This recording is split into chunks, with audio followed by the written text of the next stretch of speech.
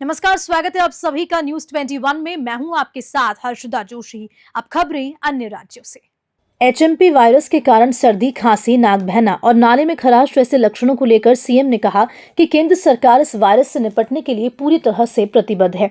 उन्होंने बताया कि केंद्रीय स्वास्थ्य विभाग की बैठक में इस मुद्दे पर चर्चा हुई है। सैंपल्स की जांच की जा रही है और आने वाले यात्रियों की भी स्क्रीनिंग की जाएगी। मुख्यमंत्री ने जनता को सतर्क रहने और किसी भी लक्षण पर तुरंत डॉक्टर से संपर्क करने की सलाह दी।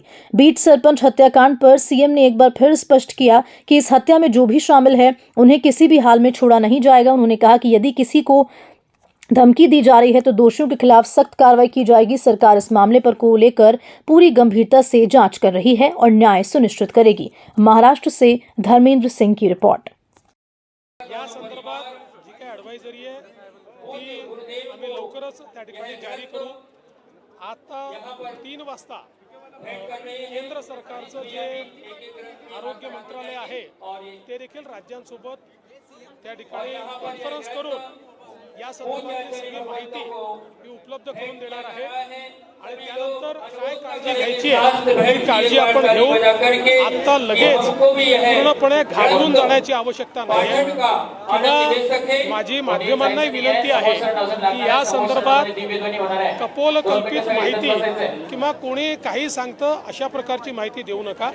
जी अधिकृत माहिती येईल ती अधिकृत माहितीच माध्यमांनी देखील पोहोचवली पाहिजे। ती जास्तीत जास्त अधिकृत माहिती आपल्यापर्यंत लवकरात लवकर पोहोचेल अशा प्रकारचा आमचा प्रयत्न आहे।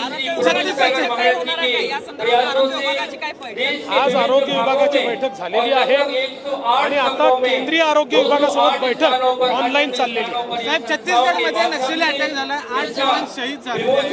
मी त्याची माहिती घेतो।